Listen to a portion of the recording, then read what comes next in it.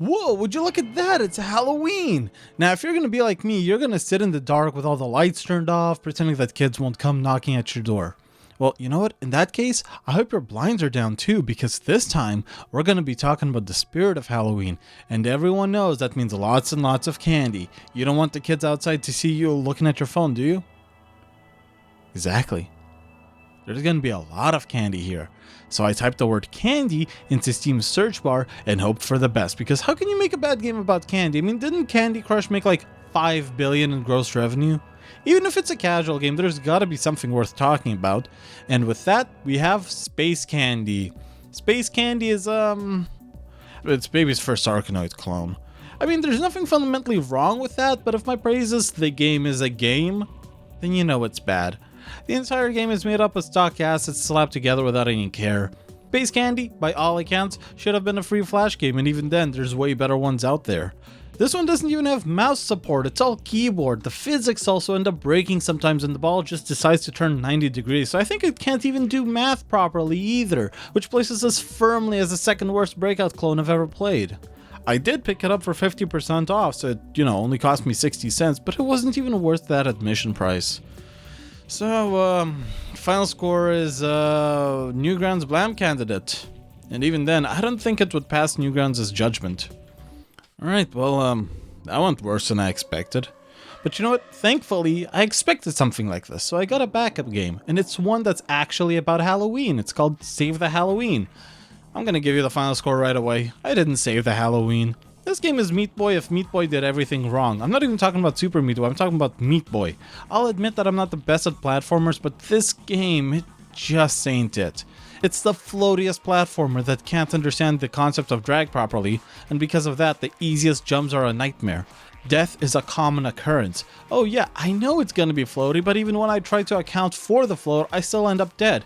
It's not trying to be hard, it's trying to be easy, but the controls are so wonky, down to the fact that I could get wall jumps working without much effort. It's bad. All you do is pick up candy and restart the level. There's nothing to it. It's rare when there's nothing redeeming about a game, but I spent $2.30 on it, and the only reason why I don't want a refund is because I have the opportunity to be judgmental and whine about it on my Steam Curator page, using that money to tell people to avoid it. Alright, but you know what? Thankfully, I believe in backup games. So here's delicious Pretty Girls Mahjong Solitaire. This one cost me $1.10, and with the concept and the games that I already looked at, I presume it's going to be bad as well. It's a Japanese game that's one of a billion Mahjong Solitaire games whose premise is that you get slightly more inappropriate art of the girls as you play the game more and more, and it's actually pretty good. I don't really have a lot to say about this. You clear up tiles as fast as you can, enjoy the decent music, and don't really pay attention to the girl on the left, because you want to get the best score that you can. I'll say it now, thousands of people bought this game, and there's always an Asian that managed a perfect score. You'll never win.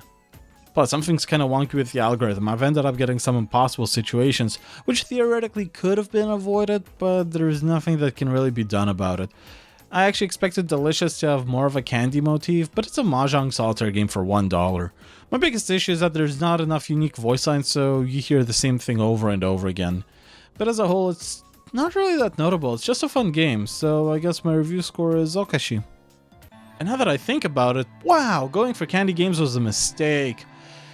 I guess it's time for the backup plan, and I'm intentionally skipping over several extra backups here because I wanted to do an episode on something scarier, but it just wasn't working out.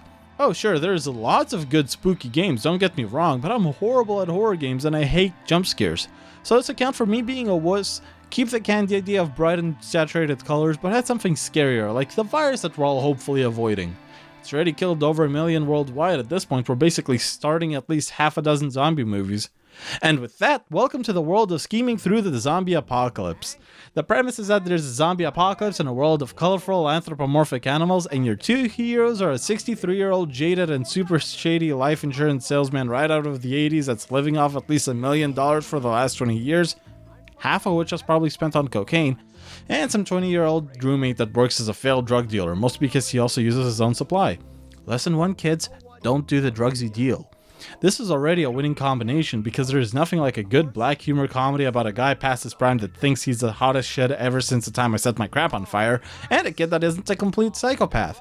The visual design of this is also a winner because of how dissonant it is. It's bright, cheery, and colorful, so let's have them swear like sailors. When you think about it, this idea is actually super obvious, but they made it work. As for the game itself, the best way to describe it is that it's a narrative adventure. The story is that there's no cure or military clear out, the whole city's just a mess. You thought you were safe since you had stockpiled food, but you ran out 4 months into the apocalypse. Well, I guess you gotta go outside and start scavenging, but there's zombies outside.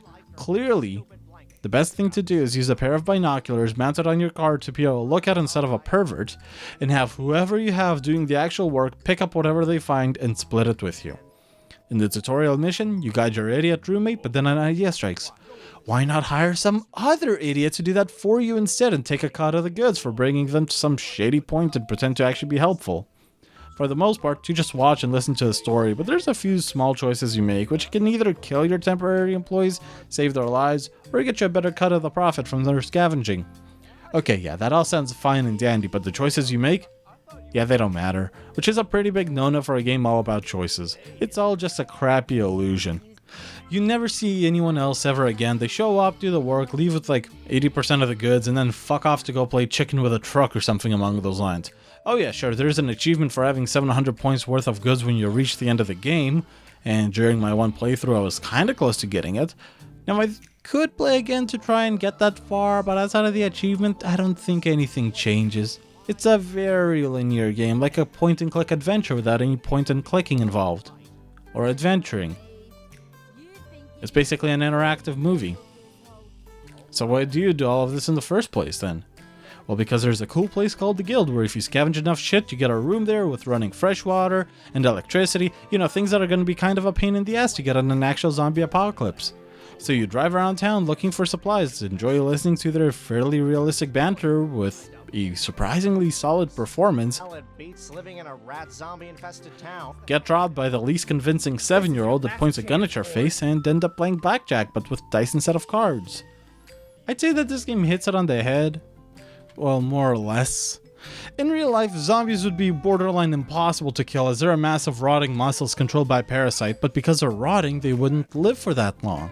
If we consider zombies to be able to make more zombies, and some areas would theoretically be abandoned by governmental powers, you would have people trying to scavenge things among the ruins, but smarter people would make a good walled-off arena, like a park or a field or something, and just repurpose it to be an agricultural farm.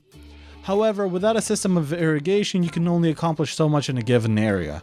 The lack of running water is probably going to go and make problems for that. Kinda surprised that our hero's car works, because it might be powered by diesel, which unlike gasoline doesn't expire. You could probably get away with using vegetable oil as well instead of diesel, and if you can find literature on how to make more of it, diesel cars are going to be worth their weight in gold for you. As for the amount of crap you get scavenging, I think that was kind of unrealistic.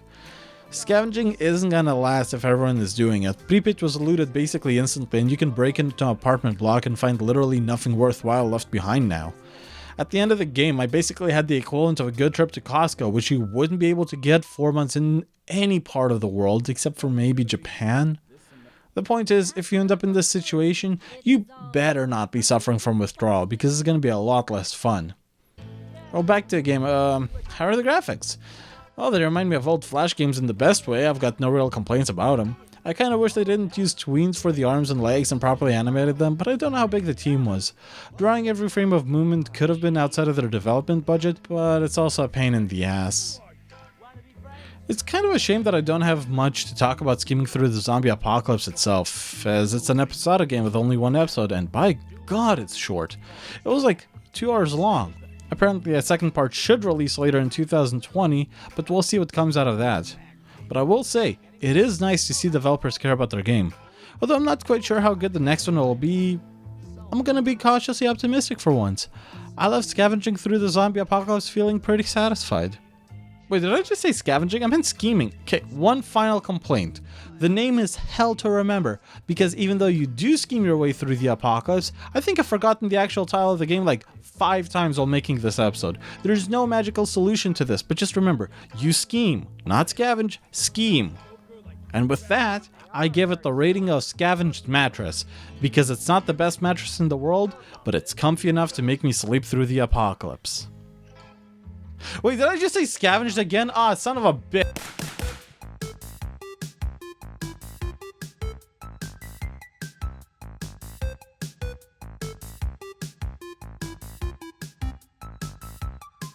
Okay, I know that nobody watches after the credits, but before you guys start writing comments, yes, I know Delicious has a nudie patch.